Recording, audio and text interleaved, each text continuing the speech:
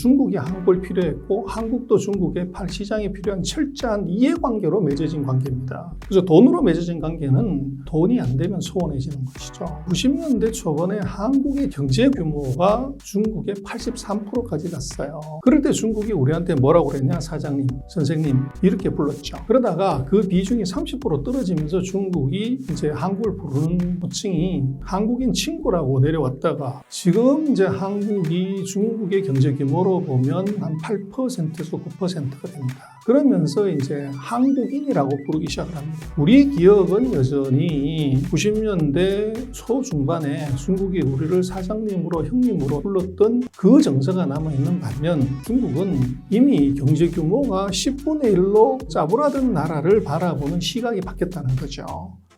중국이 한국과 경제적 문화적 협력을 원했던 과거와는 달리 최근 들어 유독 한국에만 홀대를 하는 것 같습니다. 속된 말로 중국이 한국 때리기를 지속하는 이유가 무엇인가요? 한국과 중국의 관계는요. 우리는 한국과 중국은 한 번도 사상의 동지거나 이념의 친구였던 적이 없습니다. 그래서 1950년에 중공군이 한국을 침략했던 적과 적의 관계죠. 그래서 같이 친하게 지낼 이유가 전혀 없는데 한중이 최근 30년간 친구로 지냈던 가장 중요한 이유 하나는 중국이 한국을 필요했고 한국도 중국의 시장이 필요한 철저한 이해관계로 맺어진 관계입니다. 그래서 돈으로 맺어진 관계는 돈이 안 되면 소원해지는 것이죠. 그리고 그런 얘기들이 있는데요.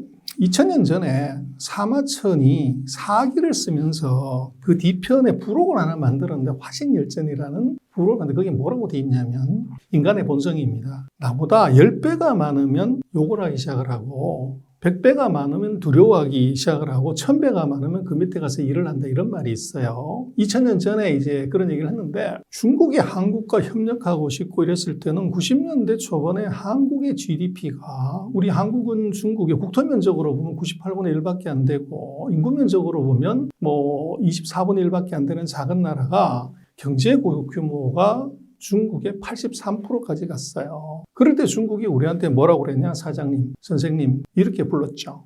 그러다가 그 비중이 30% 떨어지면서 중국이 이제 한국을 부르는 호칭이朋友, 친구라고 이제 한국인 친구라고 내려왔다가 지금 이제 한국이 중국의 경제 규모로 보면 한 8%에서 9%가 됩니다. 그러면서 이제 한국인이라고 부르기 시작을 합니다. 그래서 우리 기억은 여전히 90년대 초중반에 중국이 우리를 사장님으로 형님으로 따거로 라오반으로 불렀던 그 정서가 남아있는 반면 중국은 이미 경제 규모가 10분의 1로 이제 상대적으로 짜부라든 나라를 바라보는 시각이 바뀌었다는 거죠. 그러다 보니까 중국이 과거처럼 우리를 선생님 또 형님 사장으로 대접하던 시기는 이미 한참 지나갔는데 우리로서는 여전히 이제 그 기대를 못 맞추게 되면 우리로서는 불만이 커지는 것이고 중국은 이제 경제 현상으로 한국을 바라보는 것이 이제 문제인 것 같아요. 물론 이제 중국이 한국에 대해서 이제 오만하고 무례하고 뭐 이런 것들이 있는 것도 있지만 그 근본적인 배경은 한중 관계는 처절한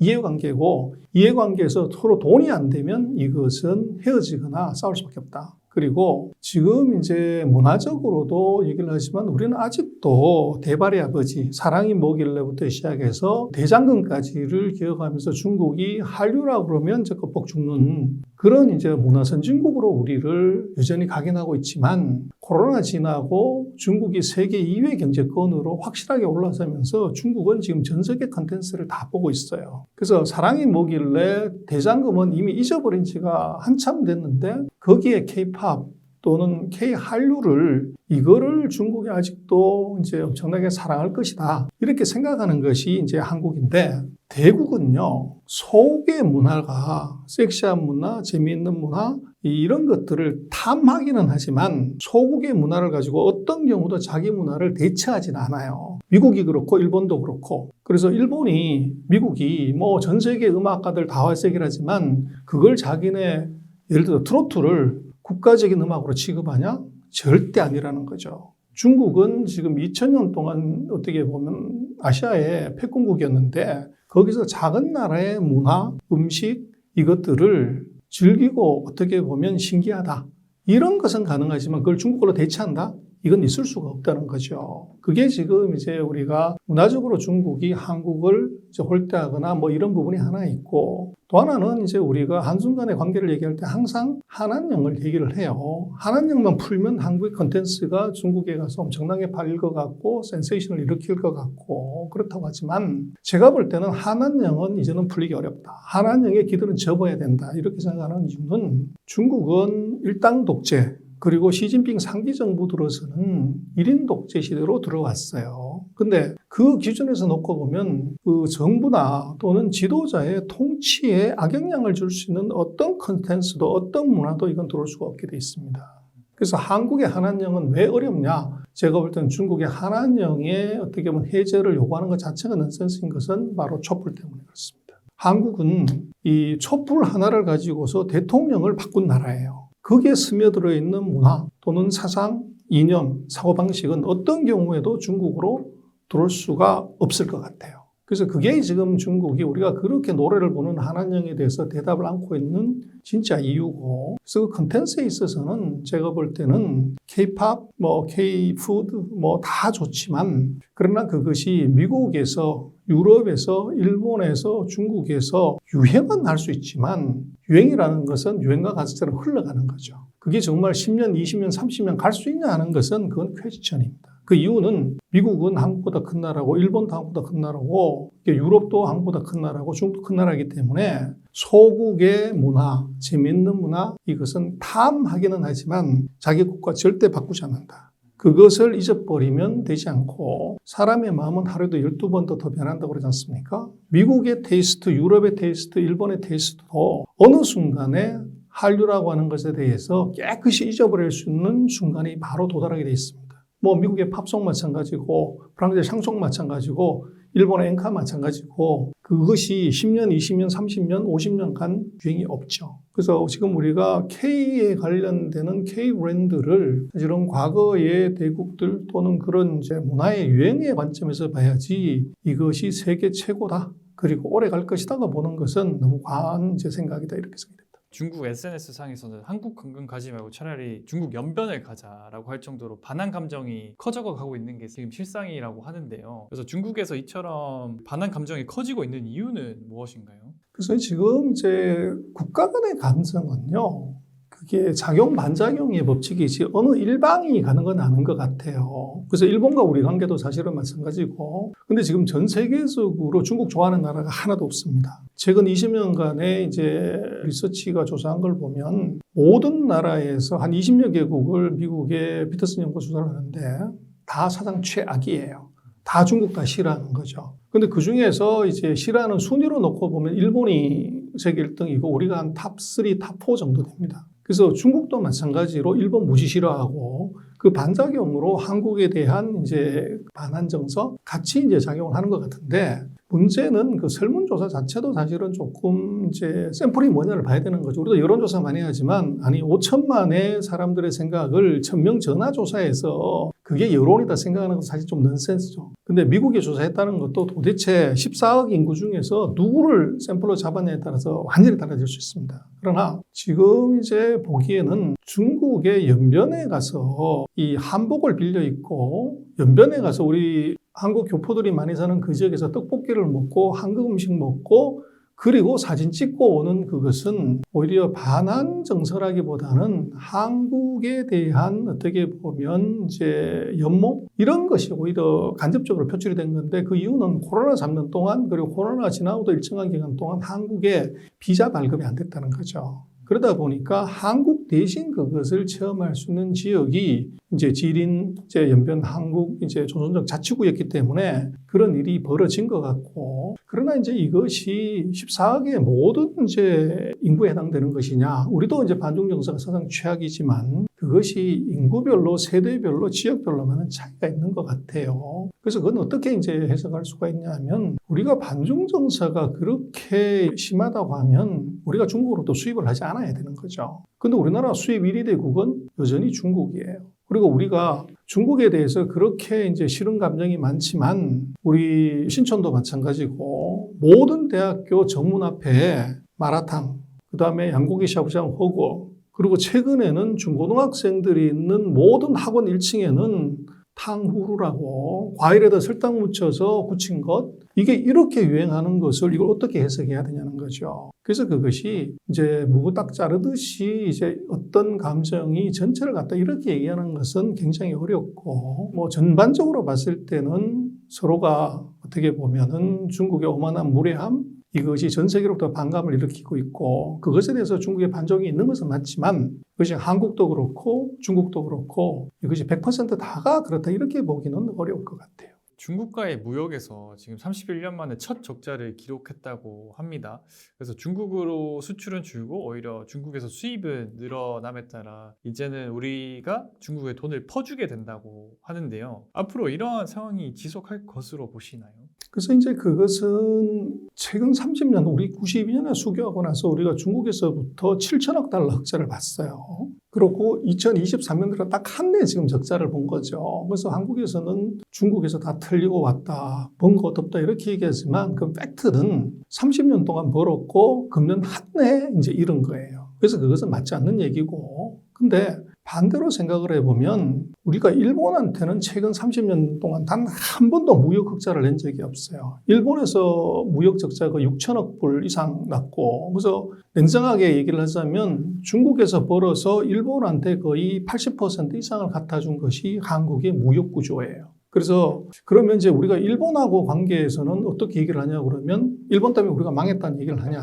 그건 아니라는 거죠. 그리고 한국이 왜 이제 중국에서 더 이상 무역 수지 흑자를 못 보냐는 것은 첫 번째는 반도체 가격 하락이 제일 커요. 그리고 지금 반도체를 제외하고 우리가 중국보다 잘하는 산업이 없다는 겁니다.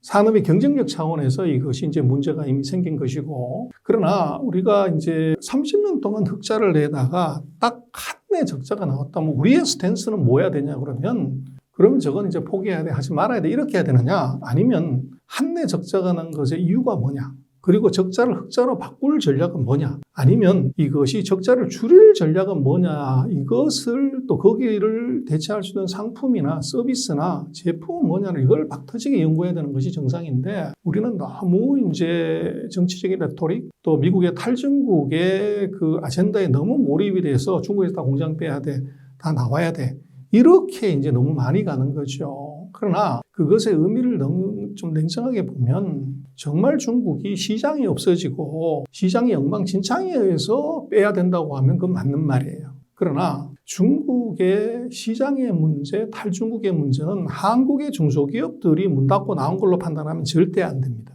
미국의 기업을 보고 판단하는 것이 답인데, 미국의 뭐 상징적인 기업, 지금 전 세계 최고의 경영의 구를 꼽는다면 누구를 꼽으시겠습니까?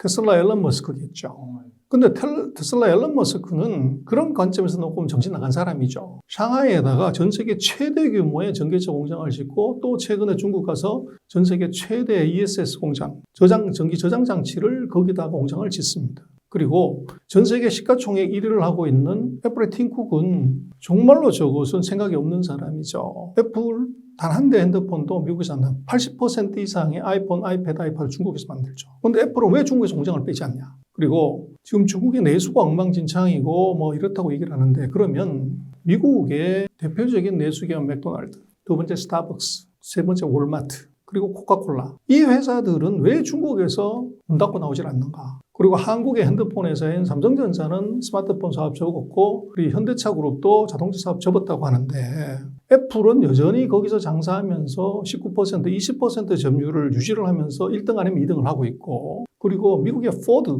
그리고 GM, 미국의 자동차 회사들은 중국이 위기고 중국 내수가 큰일 났다고 하는 그 나라에서 왜 공장을 빼지 않냐는 거죠. 그래서 우리가 봐야 되는 것은 한국의 중소기업들의 제조업 경쟁력의 약화, 이걸로 이제 중국에서 빠져나오는 이것을 탈중국해야 되는 이유고, 그것이 중국의 예를 들면 시장의 부존재나 악화나 또는 정부의 이게 규제 때문에 그렇다, 이렇게 보는 것하고 구별을 해야 된다는 거죠. 그래서 한국의 이제 그 중국에서 대출은 7알은 제가 볼 때는 한국 기업의 제조업의 경쟁력의 문제고, 2알이나 3알은 제 규제 문제라든지 통상 문제라든지 이런 것이 있다는 거죠.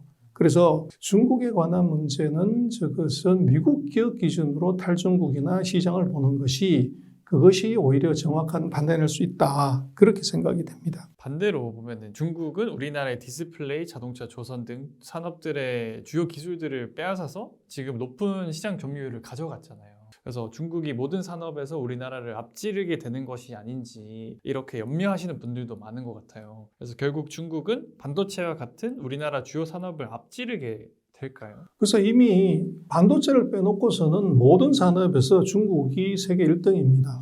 그러나 그걸 또 되돌아놓고 보면 그럼 철강, 화학, 조선, 기계, 자동차, LCD, 스마트폰, 반도체 이게 한국이 개발해서 1등을 한 거냐는 거예요. 그거 마찬가지로 미국에서 일본으로 왔고 일본의 걸 우리가 뺏어온 거죠. 그리고 이것이 지금 중국으로 넘어간 건데 이것은 산업의 국제적 이전 과정에서 나타나는 현상인데 첫 번째는 인건비 상승이 이게 이제 원가를 못 맞추게 하는 부분이 하나 있고 두 번째는 이 모든 산업들이 보면 규모의 경제 산업입니다. 그래서 생산량이 2배가 되면 원가가 33% 떨어지는데 우리가 100만 개를 만드는 중국이 200만 개 공장을 지으면 원가를 우리는 100이지만 중국은 66이 되는 거죠. 그래서 중국의 그 규모의 경제에 한국이 당한 것이고 인건비 상승에서 이제 한국에서 그 철강화학, 조선, 기계, 자동차, 핸드폰, LCD, 반도체 이 모든 산업은 3시프트 3교대 산업입니다. 그런데 인당 소득이 2만 달러 넘어가는 나라에서 3교대 산업이 살아남은 역사가 없어요. 한국도 마찬가지지만 지금 이제 예를 들면 삼성전자 반도체 공장에서 일하는 이제 오퍼레이터들 지금 이제 전자공고 나온 여직원들이 지금 이제 20대라고 하면 앞으로 10년 뒤에 삼성전자 반도체 공장은 365일 24시간 공장을 돌려야 됩니다. 그럼 앞으로 10년 뒤에 거기서 일할 이제 오퍼레이터들은 지금 10살 정도 된 한국의 이제 여학생들 이제 어린이일 건데 그럼 초등학교 3학년, 4학년 정도의 학생들이 앞으로 10년 뒤에 밤 12시에 출근해서 아침 8시에 퇴근하고 8시 출근해서 밤 12시에 퇴근하고 12시에 출근해서 8시에 퇴근하는 그 시프트를 할 거냐는 거죠. 그리고 그 부모들이 내 딸이, 내 아들이 그렇게 일을 한다고 하면 그만둬라. 내가 일 조금 더 할게. 이렇게 버리면 그 사람은 안 되는 겁니다. 왜 미국이 반도체 공장이 없고 일본이 반도체 공장이 없냐고 그러면 바로 그 덫에 걸린 거죠. 한국이 이미 3만 달러, 3만 3천 달러의 소득 수준에서는 3시프트 산업이 살아남기가 대단히 어려워요.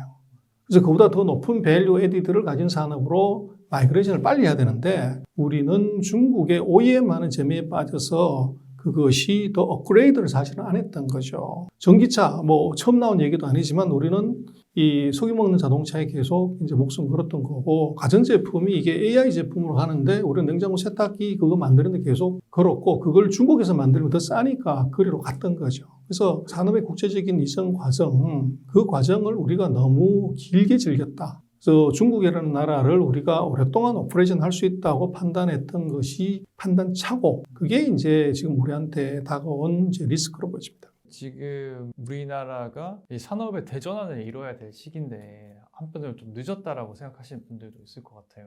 이렇게 우리나라는 좀 늦은 건가요, 지금? 그 늦었다는 건 미국도 늦었고 일본도 늦었고 다 늦은 거죠. 근데 첨단 산업의 역사를 보면 기술의 시발력하고 종착력이 같았던 적이 단 한 번도 없습니다.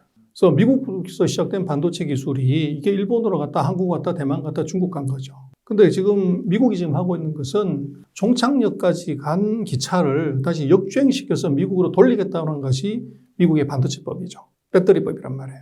근데 그게 이제 가능할 거냐 하는 건데, 역주행을 시키면 무슨 일이 벌어지냐 그러면 엄청난 사고가 나죠. 그걸 감내를 해야 됩니다. 그래서 지금 미국이 하고 있는 것, 이거 리쇼링이라고 하는 것이 또는 프렌드 쇼링이라는 것은 종착역으로 간 기차를 다시 보조금 줘가지고 되돌리는 것인데 성공할 확률이 대단히 낮을 것 같아요. 그래서 그 해법은 뭐냐 그러면 제가 볼 때는 저 뒤에서 따라오는 추격자 마라톤을 하는데 따라오는 사람 수도 없이 많아요. 근데 일리로 오는 사람 발걸어서 넘어뜨려가지고 이제 잡아뜨려서 못 오게 하는 것도 방법이긴 하지만 그게 미봉책이지 영구적인 건 아니에요. 그래서 결국은 1등을 하는 방법은 두 가지가 있죠. 로마의 검투사처럼 모든 이제 경쟁자를 다 칼로 죽여서 그래서 나만 살아남으면 이제 승리자가 되죠. 그것은 승리를 해도 상처투성이의 승리고 피를 많이 흘려야 되는 승리예요. 근데 또 하나 승리는 뭐냐면 남보다 한 걸음만 앞서가면 됩니다. 마라톤 같은 거죠. 그래서 지금 미국이 반도체를 갖고 얘기를 하지만 제가 볼 때는 반도체로 경쟁을 해서는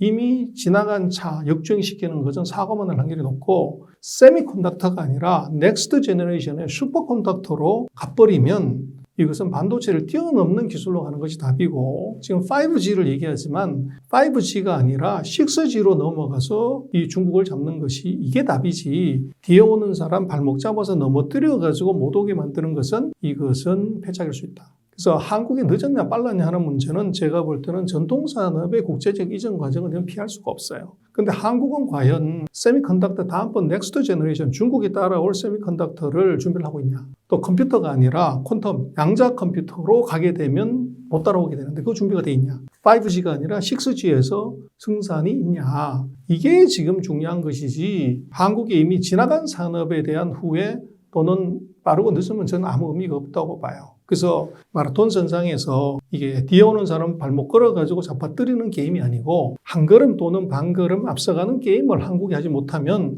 뒤에 오는 사람한테 밟혀서 죽는 거죠. 우리나라는 그런 경쟁력이 지금 있다고 보시나요? 그게 이제 사람의 경쟁력이죠. 그래서 앞으로의 산업은 반도체든 뭐 통신이든 이게 컴퓨팅이든 다가 이것이 천재 하나가 세상을 바꿀 수 있는 시대가 왔죠. 이 스티브 잡스 같은 사람 3명만 있으면 대한민국은 세계 1등 할 수 있습니다. 그래서 괴팍한 천재 하나가 세상을 뒤집을 수 있는 시대고 그것은 오로지 사람의 생각하고 손가락 2개만 있으면 되는 시대가 온 거죠. 그래서 이걸 이제 어떻게 하냐는 것이 문제고 그래서 한국의 입장에서는 잘하는 것을 계속 잘하는 것이 중요하지 지금 우리가 못하는 것을 새로 해서 한다는 것은 이미 차가 지나갔어요. 4차 산업혁명 레이스가 이미 시작이 됐고 달려가고 있기 때문에 그래서 지금 4차 산업혁명은 궁극적으로 보면 빅데이터에서 거기서 IP를 뽑고 그 IP를 가지고 인공지능을 만드는 것이죠. 그리고 인공지능을 만들어서 로봇에 머리에 집어넣으면 로봇가 사람 대신 모든 것을 다 하게 하는 것이 4차 산업혁명의 궁극적인 이제 기술적 하이라이트에서 보면 답인데 지금 빅데이터는 중국이 세계에서 가장 많고 IP를 갖고서 AI를 만드는 건 미국이 세계 1등입니다. 그래서 지금 그 단계까지 와 있는 거죠. 그걸 로봇 머리에 집어넣어서 모든 걸 자동화하는 것은 어느 누구도 경쟁할 수 없어요. 그래서 한국의 가능성은 뭐냐 그러면 빅데이터는 결국은 사람한테서 나오는 겁니다. 그래서 이 3억 2천만 명이 매일 만들어내는 빅데이터와 5천만이 만들어내는 빅데이터는 이건 무조건 차이 나게 돼 있어요. 인공지능의 지능은 빅데이터의 퀄리티하고 양에서 결정이 되기 때문에 시작하면서부터 우리가 IQ 100이라 하면 미국은 600부터 시작하는 거죠. 그리고 중국은 14억이기 때문에 14억은 미국의 4배의 IQ로 2400부터 시작하는 거죠. 그래서 문제는 그 빅데이터가 그렇게 많더라도 이걸 처리할 수 있는 반도체가 없으면 이거 불가합니다. 그래서 지금 전 세계에서 혜성처럼 나타난 기업이 바로 엔비디아죠. 그래서 인텔을 제끼고 마이크론을 제끼고 삼성을 제끼고 TSMC를 제끼고 세계 1등하는 시가총액 1위 기업으로 부상한 비결은 바로 AI에 들어가는 반도체 칩을 만들었다는 것인데 한국으로서는 너무 피가 날 필요가 없는 것이 그게 CPU든 GPU든 뭐든 간에 연산을 하는 모든 이제 컴퓨터는 반드시 그것을 일시적으로 저장하는 메모리가 필요해요. 근데 그 메모리는 바로 한국이 하고 있는 HBM이라는 거죠. 그래서 엔비디아가 저렇게 잘 나가지만 엔비디아를 한 방에 추락시키고 엔비디아 주가를 반토막 낼 수 있는 그 힘을 대한민국이 갖고 있습니다. 그래서 엔비디아 칩셋에 GPU 칩셋에 거기에 반드시 우리 하이닉스가 만든 HBM, 하이밴드 메모리라는 것이 붙어야만이 이게 칩셋이 완성이 되고 돌아가는데 정말 한국이 독하게 마음먹고서 하이닉스가 삼성전자가 엔비디아한테 이게 HBM 칩셋을 공급 안 해버리면 D램을 공급 안 해버리면 엔비디아는 무용지물이 됩니다. 그래서 지금 이제 한국으로서는 제가 볼 때는 정말 4차 산업혁명의 이 변혁기에 40년 전에 할아버지의 해안이 손자를 웃게 만들었고 대한민국을 행복하게 만들었고 대한민국이 미국과 중국한테 당당할 수 있는 기회를 만들었어요. 그런 말이 있죠. 시력이 실력이다. 그래서 미래를 내려다보는 그 통찰력이 지금 한국이 조그만 나라 한국이 미국과 중국에 있어서도 꿀리지 않게 얘기할 수 있는 방법이 있고 지금 그런 측면에서 놓고 보면 한국의 경우는 지금 반도체에 목숨 걸어서 이제 AI를 어떻게 이제 우리가 컨트롤하냐는 문제인데 천만다행으로 미국은 D램을 제대로 못하고 있고 중국은 D램을 못 만들고 있고 일본은 D램이 없어요. 대만의 TSMC도 D램을 못 만듭니다. 그래서 한국으로서는 정말로 천행으로 이제 어떻게 보면 여의주를 하나 사실은 가졌는데 이걸 어떻게 레버리지를 잘 걸 거냐는 것이 너무너무 중요합니다. 그래서 지금 미국과 중국의 전쟁은 AI 전쟁인데요. 궁극적으로는 왜 AI 전쟁이냐면 결국은 말로 싸우다가 물건으로 싸우다가 기술로 싸우다가 돈으로 싸우다가 안 되면 끝판에는 결국은 칼로 싸우는 거죠. 무기라는 전쟁이 벌어질 것인데 이미 28 전쟁에서 또 우크라이나 전쟁에서 봤지만 이 지금 전쟁은 이것은 사람이 하는 전쟁이 아니라 AI가 전쟁을 합니다. 28 전쟁도 놓고 보면 3만 명의 하마스군을 이스라엘이 30명 가까운 정규군이 포위를 하고서 공격을 하질 않아요. 왜 안 하냐고 그랬더니 날씨가 안 좋아서. 전쟁을 하는데 날씨 안 좋고 무슨 상관이 있냐는 거예요. 그 의미는 뭐냐면 하마스가 베트남전에 베트콩보다 더 긴 땅굴, 깊은 땅굴을 팠기 때문에 거기에 그대로 진격해가지고서는 다가 매장된다는 거죠. 근데 그걸 어떻게 하냐? 드론을 날려서 무인 드론이 가서 AI로 정확하게 구멍을 폭격을 하고 이 무인 장갑차가 들어가가지고 이제 부셔 놓고 나서 그 다음에 이제 사람은 가서 확인 사살만 하는 이제 이 상태로 왔다는 거죠. 그래서 전쟁은 이제는 손가락으로 하는 것이지 총이 하는 것이 아닌. 그래서 이건 전부 AI가 하게 되는데 앞으로의 전쟁은 AI 전쟁이라고 놓고 보면 미국과 중국의 전쟁도 결국은 AI가 결정을 짓게 되는데 뭐 마진이 뭐가 제일 높냐고 그러면 무기상들이 가장 높은 마진을 갖죠.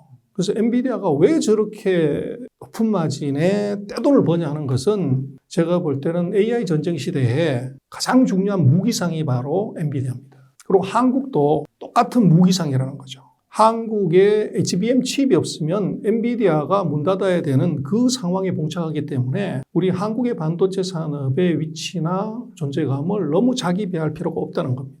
그리고 그게 1, 2년, 3, 4년, 5, 6년 만에 한국의 D램 실력을 따라올 수 있는 나라는 미국도 일본도 중국도 없습니다. 그래서 한국으로서는 그런 이제 패를 가졌고 지금 앞으로의 이제 큰 트렌드는 AI로 가게 되면 CPU에다가 D램을 붙여서 이제 AI를 하는 것도 한 방법이고 반대로 메모리에다가 AI 칩을 심어서 이제 가는 것도 방법이에요.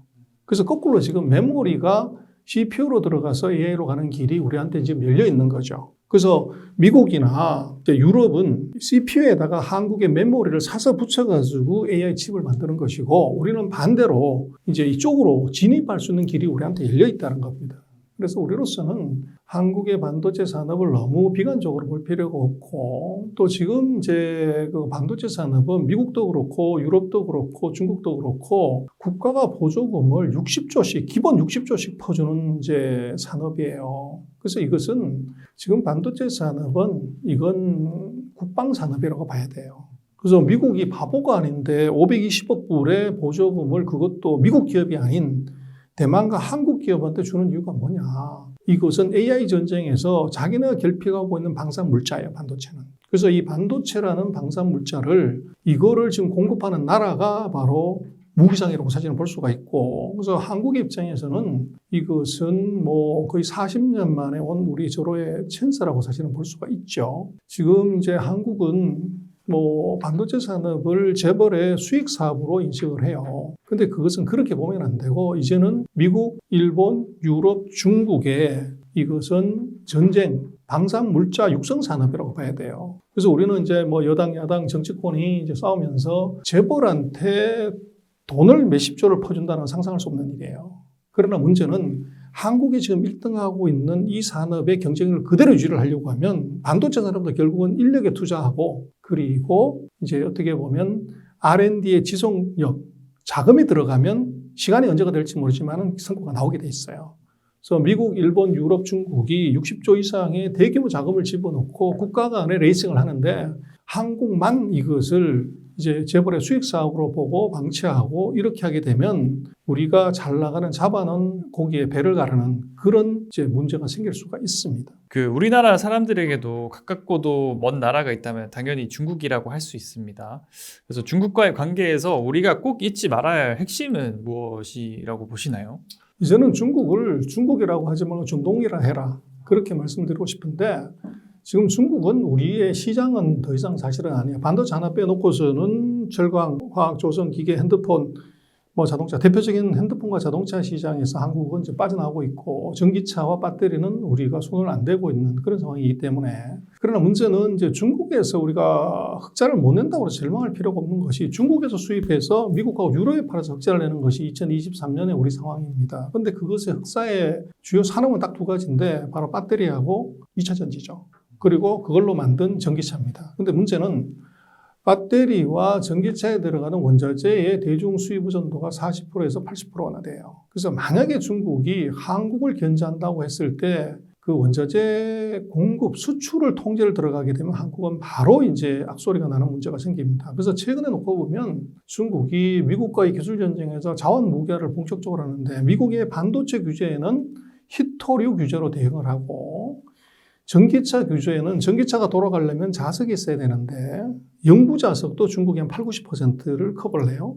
영구 자석으로 통제를 하고, 배터리에 있어서는 흑연은 전 세계의 거의 90%에서 100%를 중국이 생산을 합니다. 그래서 자원을 무기화할 수 있는, 미국이 기술의 칼로 중국을 찌르는데 중국은 자원의 창으로 다시 역공을 하는 그런 현상이 지금 나타나고 있어요. 근데 그런 전쟁이 터졌을 때 누가 피해자냐고 그러면 그 원자재를 사다가 제품을 만드는 한국이 최대의 피해자가 될 수 있어요. 그래서 우리가 중동에서 석유를 더 이상 수입하지 못하게 되는 상황이 되면 우리나라 모든 산업은 올스톱인 거죠. 그래서 한국의 지금 주축 주력 산업인 반도체 배터리가 이게 수출이 안 된다고 하면 한국의 무역 적자는 감당할 수가 없어요. 그런데 그 두 개를 어디서부터 가장 중요하게 많이 사오냐면 중국이라는 거죠. 그래서 이제는 중국은 감정 섞지 말고, 우리가 중동에서 석유 수입할 때 뭐 이념, 가치 이런 거 섞지 않지 않습니까? 가격이 얼마나 싸냐 높냐, 얼마나 안정적이냐에 같듯이 중국에 대해서는 우리가 조금 냉정하게 바라보고, 중동에서 석유 사오는 것처럼 철저하게 네트워크 관리하고 양 관리하고 단가 관리하는 그것을 이제 해야 되고, 그래서 외교도 마찬가지로 중국과는 철저하게 자원 외교를 이제는 하지 않으면, 그 사이는 우리가 뭐 자원 외교를 신경 안 썼지만 이 공급망 전쟁에서 한국의 최대 리스크가 중국의 자원 무기화다. 그래서 우리는 가까이 있으면서도 친한 것 같지만 친하지 않고, 또 우리는 중국을 보면은 내 것인 것 같으면서 내 것 같지 않은 나라로 느껴져요. 그 이유는 뭐냐면 중국은 북한하고 미국 두 개를 섞어 놓은 나라예요. 체제는 보면 북한하고 똑같고, 이 경제활동을 하면서 미국을 그대로 베껴서 두 개 똑같은 거죠. 우리는 미국도 잘 알고 북한도 잘 알기 때문에 중국 가면 너무 익숙하긴 하지만 우리는 북한의 깊은 속내를 알 수가 없어요. 미국도 우리가 그렇게 안다고 하지만 실제적으로 미국이 어떻게 되돌아가는지를 전혀 알지를 못해요. 근데 이 두 개를 불확실성을 같이 엎쳐놓은 것이 중국이기 때문에 제가 볼 때는 한국의 대중국 전략이나 외교나 이게 판단은 정말 신중해야 되고 깊이 봐야 되는 거죠. 그래서 인터넷에 유튜브에 나오는 정도의 뉴스나 정보를 갖고 중국을 판단한다는 것은 그건 말도 안 되는 얘기다. 그래서 중국이 어떤 나라냐 그러면 저는 이 뜨거운 아아다. 그래서 중국은 뜨거운 아이스 아메리카다. 근데 이게 말이 되냐는 거죠.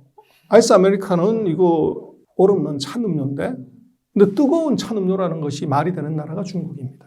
지금 12월 1월 달 같은 경우에 저 하얼빈은 영하 30도 뭐 이렇게 내려갑니다. 근데 저 남북으로 중국은 5,500km예요. 저 해남도는 영상 30도예요. 1월 달 평균 기온이 50도에서 60도가 차이 납니다. 이 밑은 더워서 아이스크림 먹는데 저 위는 얼어 죽는 거죠. 결국은 뜨거운 아이스 아메리카가 중국인데, 그래서 중국에는 우리 같은 경우는 뭐 오늘 또 뭐 전국에 이제 강한 그 바람이 불고 전국에 눈이 옵니다. 이런 뉴스가 있잖아요. 근데 중국의 8시 뉴스에는 전국에 동시에 눈이 오거나 비가 온다는 뉴스가 없습니다. 그래서 그게 이제 다른 점이에요. 우리가 이해를 못하는 것이, 우리나라보다도 98배나 더 큰 나라를 상정해 본 적이 없어요. 그래서 미국도 우리가 가서 살아보고 놀아보고 공부해보고 일해보지 않으면 알 수가 없듯이 중국도 마찬가지로 가서 가보고 살아보고 공부해보고 일해보지 않으면 절대 알 수 없는 나라인데, 우리는 미국에 대해서는 그걸 인정하지만 중국에 대해서는 중국에 한번 가본 적도 없고 중국에서 공부해본 적도 없고 중국어도 안 되고 중국에서 일해본 적도 없는 수많은 전문가들이 중국을 얘기하는데 거기에 그대로 우리는 몰입을 한다는 거죠. 그래서 왜 우리가 중국에 대해서 계속적으로 헛발질을 하냐면 잘못된 정보를 갖고서 판단하기 때문에 나타나는 전형적인 현상이 바로 그겁니다. 그래서 제가 볼 때는 중국은 이 북한과 미국을 섞은 우리 것 같지만 우리 것 같지 않은 나라고, 그 두 나라의 불확실성을 곱하기 1을 한 것이 중국이다. 그럼 우리가 중국에 대한 접근이나 어떻게 보면 판단은 북한이나 미국이 하는 것보다도 더 신중하게 하지 않으면 틀린다. 그래서 중국에 관한 것은 이게 결국은 전쟁을 하든지 장사를 하든지 알면 버는 것이고 모르면 터지는 거죠. 그래서 중국에 대해서 뭐 그런 말이 있지 않습니까? 설레면 이기는 것이고 두려우면 지는 것이다. 그래서 최근 뭐 우리가 한 20몇 년간은 중국에 대해서 설렜죠. 중국이 우리 발밑에 있는 것하고 다 돈으로 보이다가 아마 사드 사태 이후에 최근 6, 7년간은 한국은 사회적으로 또 그 정치적으로 또 뭐 이런 측면에서 놓고 보면 국제관계에서 이게 설레는 것보다는 두려운 쪽으로 가는 것 같아요. 그 이후의 배경에는 중국에 대한 공부가 부족하다. 중국에 대한 지식이 부족하고 중국에 대한 어떻게 보면 동향 파악이 안 됐기 때문에 그런 일이 벌어진다는 거죠. 그래서 한국의 중국에 대한 스탠스는 한국의 수많은 언론 또 인터넷, 유튜브에 오는 그 정보를 보지 말고 미국의 기업을 봐라. 미국 기업이 세계를 컨트롤하는 포춘 500대 기업들이 판단하는 것이 정치적인 레토릭은 오늘 갔다가 내일 바뀔 수가 있어요. 근데 기업은 한번 투자한 것은 적어도 1년 내에 바꿀 수가 없어요. 길면 2년 반 동안 투자를 해야 되는 문제이기 때문에 미국의 그 IT 기업들, 미국의 소비재 기업들, 미국의 자동차 회사들이 어떻게 액션하는지를 보고서 판단하는 것이 정확하다. 그렇게 보십니다.